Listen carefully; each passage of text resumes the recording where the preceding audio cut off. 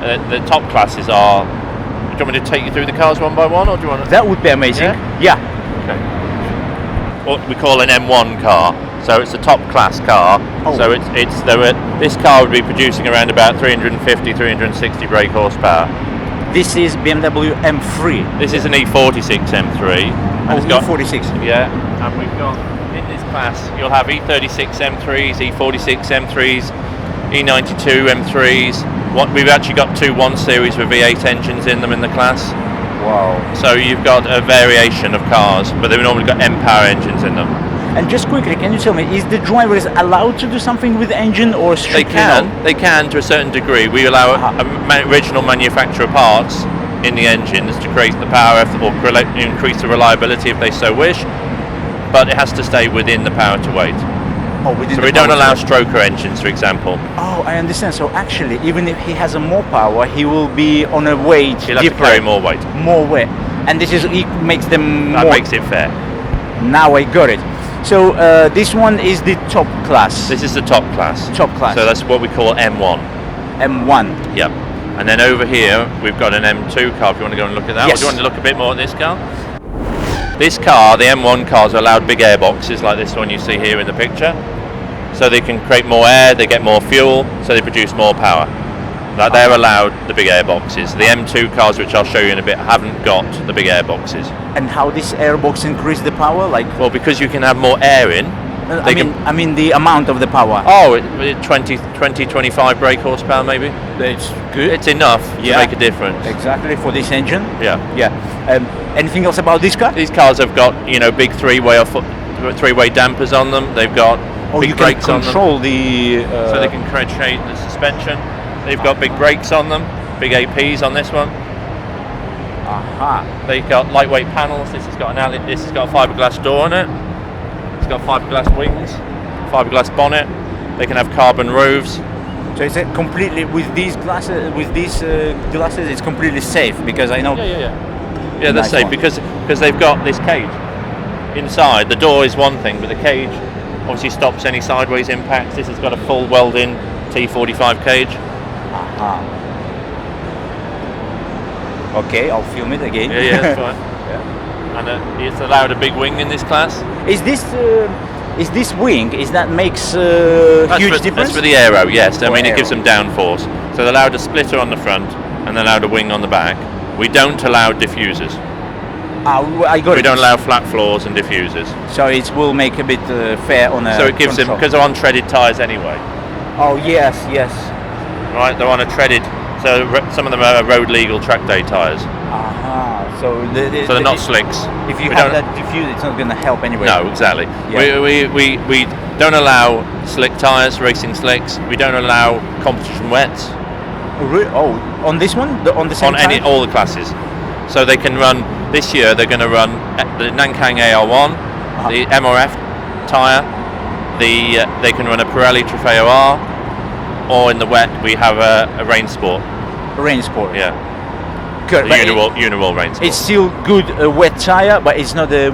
It's not an expensive tyre, so we're trying to keep the costs down and keep it fair for everyone. So you might get a driver in this class who might be able to afford all the bits and new tyres all the time. You might get another driver who can't. So this way it keeps it fair. This car's quite interesting because this is a cup car. This is a controlled class, so they're all the same cars. They're the same engine, same box, same diff, same brakes. So all the cars are the same to keep it fair. And The same people like it that way. no, this is the budget class. Oh, got it. This is the budget class, so you can build one of these cars maybe £4,000 or £5,000. Oh, I understand. They all the same between themselves. They're basically you can buy an old second-hand car for £400 or £500. Yeah, put new suspension on it, brakes on it, put a roll cage in it, and go racing. Oh, I like this idea. Yeah, and this year's champion was driving this car in this class. So the overall champion was out of this class this year. And what we can tell about, maybe you can share a little bit the engine? Yeah, I can show you. Well, the engine isn't anything special, but the roll cage is a custom cage that was made especially for the cars. It's on Bilstein suspension, IBAC springs. This one's got a Vortex exhaust system. Some of them are allowed Super Sprint exhaust systems. They're allowed plastic windows. The engines have got to stay standard apart from a K&N induction kit. Are they all the same engine? Same engine. All the 325 compact, which is an M54 2.5 engine. And it's easy to find them. They're easy. They're in lots of different cars. Yeah. If you had one that went bang, and we've even got it in the class. So if somebody you thought had a better engine than you can buy their engine. So there's no point spending money on an engine. This is Graham Crowhurst's car, which won Class M2, which was the next class down from the one I showed you earlier on, the M3s. So this one, the difference on this one, it's not allowed the big wings on the spoilers. It's not allowed an airbox in underneath. So it's less power. So that would be about 330, 340 brake. It's M3 as well? It's still an E46 M3, E46 but it's a lower powered M3. So in that class there could be 3 litre M3s and with standard engines in them and that sort of thing. So the same thing, you can have the different cages if you want different cages.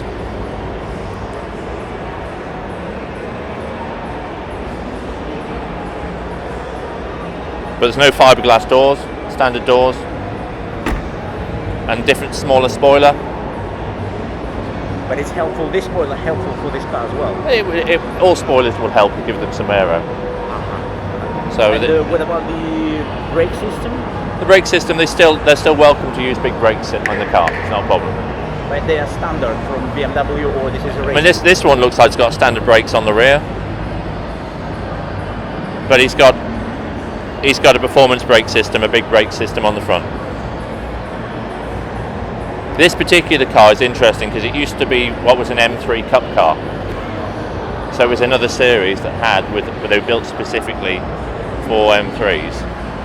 And now a lot of those cars are with us. So Graham Crowhurst, Paul Cook this year were particularly close. They were ex-M3 Cup drivers.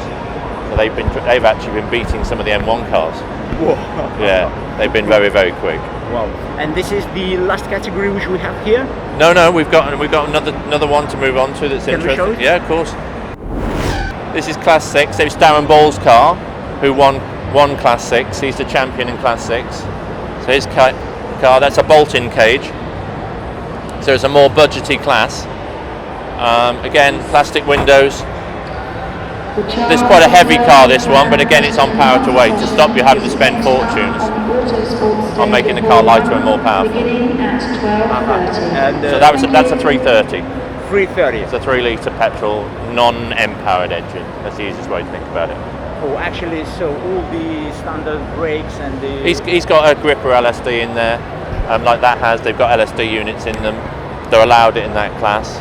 They could have, they're allowed ABS and traction, which would come with the car anyway as standard. They're allowed big brakes on the front if they wanted to. I don't know if this car has. No, this car's still got the standard brakes on it, see? And Darren's won the class. He beat some very quick drivers during the year. He was leading the championship early in the year because he won the first 4 races. Wow. Well, in his class. But he had a few issues during the year, but overall he's come out the winner of that class. So we had all 4 categories, which is here today, yes? Which is here today. The Class 4 car we haven't got here today, which is Harrison's car, because he's in Dubai working. Wow. He works with a GT team. And we've got a new class for next year, which is a turbo class, but we haven't got one of those here. What body are you going to use for the turbo class? Well, any car that was factory from BMW with a turbo in it can go in the turbo Doesn't class. matter 5 Series, 3 Series? Whatever it is, because we do it on power to weight, it'll be 300 brake horsepower per tonne. Even if it's a 1 Series? For 1 Series, we cover Mini, you can have a 140, you can have a Mini, 240. yeah. You can have 335, whatever it is. Wow. So if it's got a turbo, it has to go in that class for 2020. Nice one.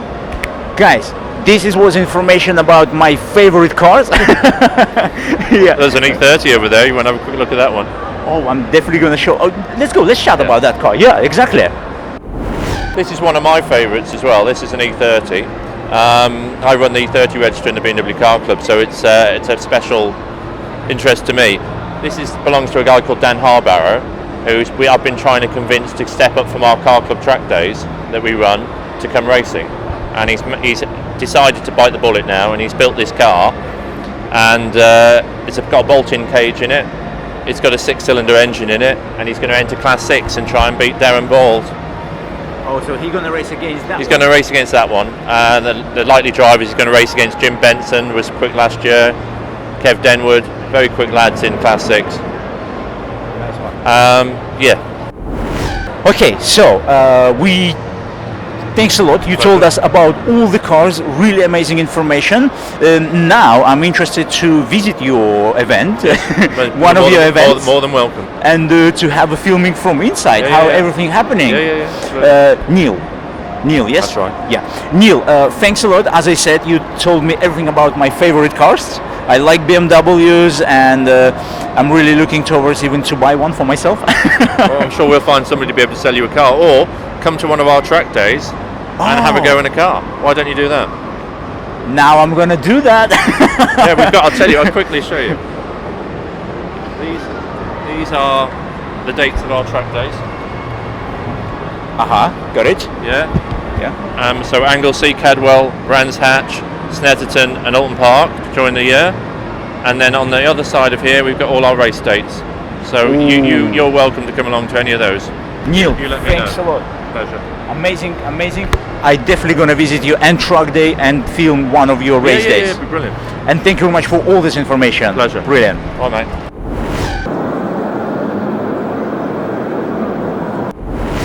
And that one Clio Trophy R, is that the same like a Renault Clio Cup? No, that's another Megane Trophy R. The Clio Cup, we got an old Clio Cup there, one of the original ones Okay. from the Clio Cup Championship. Then we have a Megane R26R there.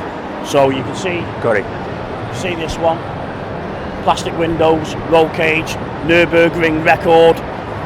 Each of these three cars have all got a Nürburgring record. Really? Yes. In their class?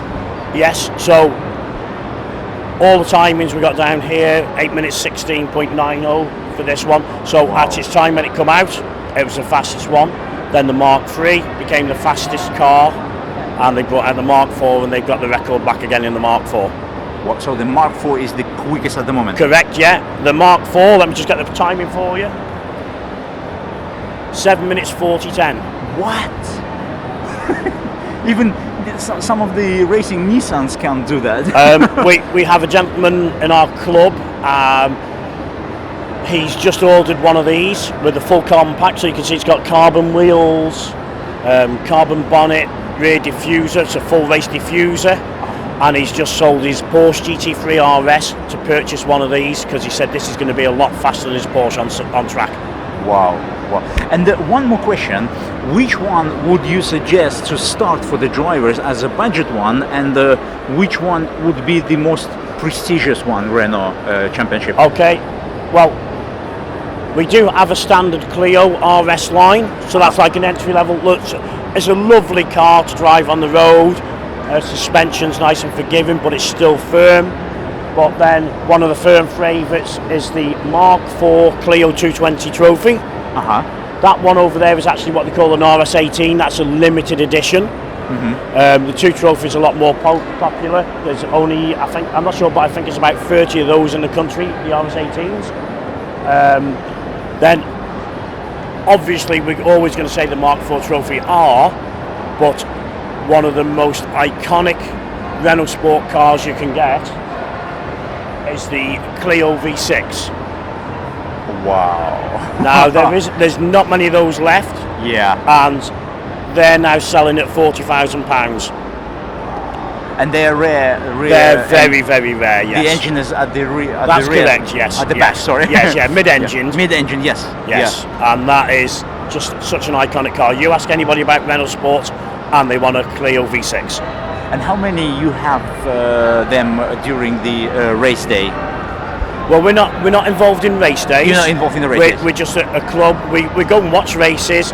We're an enthusiastic club. We do some track days, but it's not a race series. It's owners' cars. So all these cars here get driven on the road as well. Now I got it. Sorry, I was a bit confused, but now I understand that's everything. fine. This is all the cars which drivers can buy, even going to the Renault dealer, they can buy these cars, but at the same time they can have a truck days and stuff like this. Correct, but they won't get Got a it. V6 off a dealer because they haven't got any. I think it's a completely like iconic car, historical. It's an iconic historic car, yes. Yeah. Seth, thank you very much for all this information, amazing information, and I'm still gonna run and film the other companies, the other cars. Have a good day, and I hope you enjoy yourself. Thank you very much, sir, and you have a great day as well. Thank you. Thank you. Bye.